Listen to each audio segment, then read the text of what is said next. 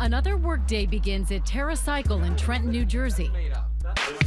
The staff, mostly young and attractive, is committed to the main business here, innovative recycling. But then there's the side business. Is there sex in the office? Not right now. At TerraCycle, business and pleasure absolutely mixed. Do you see open flirting, like just like on a day-to-day basis? Everyone's friendly. Friendly and over-friendly? You could get a little bit of both. It would be hard to tell where exactly the line is. I mean, I wouldn't care if I, touched, hugged anyone at any time. There's no boundaries, really. Ammo, cover me! No boundaries for sure. There's so much inter-office action, this place needs a hookup flow chart. Just recently, someone on the executive team dated someone in the graphics department. Another person dated someone in accounts management. Meantime, another accounts person dated someone in graphics. Yet a third person dated the office manager. Meantime, someone in product design was dating an intern. It's obvious. Sex at work, or the romance at work happens.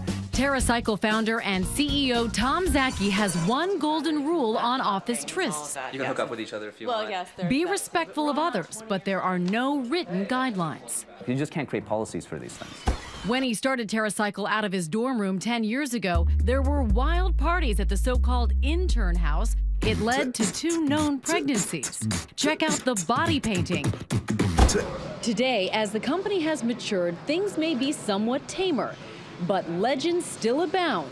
It's well known that this conference table has supported a lot more than fourth quarter estimates. Stacey, you were talking earlier about your friend. Someone I know had sex in the office. Someone you know really well. Somebody I know kind of well. What did your friend say it was like? Was there something extra fun about it? It was just kind of an opportunity that arose, and Excuse the pun. they being the passionate person that she is. my friend took advantage of it. Is it okay to have sex in the building? That's a great question. Is it okay to have sex in the building? Well, Seriously, Zaki says sex during business hours would be a no-no, which may be why no one has ever been caught on this office security camera. But we found countless examples online of offices where couples supposedly were. Security cam sex, people on the move, on the job. You really want this position, don't you? Sex at work is such a fantasy, there are plenty of porn sites devoted to it. But workplace romance need not be sordid, it can be sweet. And maybe nowhere does it fly higher than at Southwest Airlines. They don't call themselves the Love Airline for nothing. There are more than 1,200 married couples who both work here.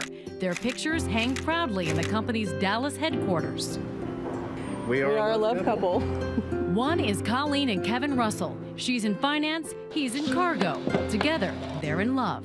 I did something I've never done before. I asked him out over an email. And I sat at my desk holding my hand over the mouse, just thinking, can I do this? Can I do this? Is this okay? It was more than okay. 8 months later, they were married. Southwest is totally supportive of the love couples as long as the pair work in different departments and neither manages the other. Thankfully, we're at a company where it is okay to fall in love with who you fall in love with. But whether it's for a long time or just a good time, there are rules for office romance. If your career is important to you at that organization, then you have to think about how that might be impacted. Caitlin Friedman has written several guidebooks for women in the workplace. Her top 3 do's and don'ts.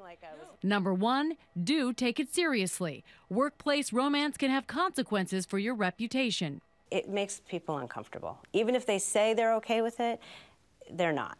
So number 2, don't have public displays of affection. Trust me, nobody wants to see it.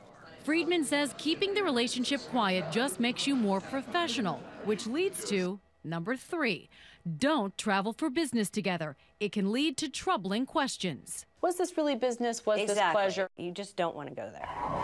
And that's all when the relationship is going well. 50% of marriages don't last, and dating couples split way more than that.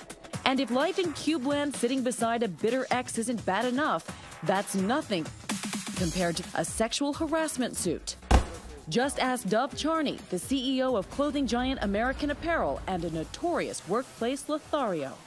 You've had relations with some of the people who work for you.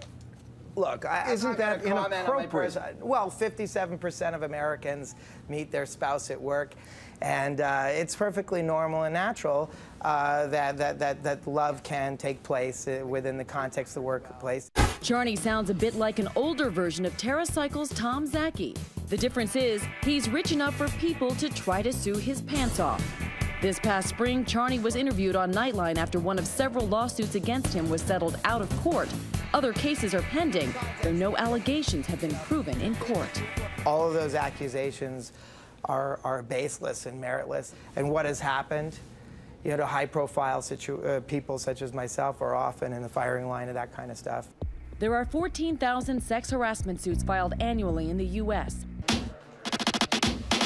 And in fact, back at TerraCycle, Tom Zaki says he's already been named in one of them.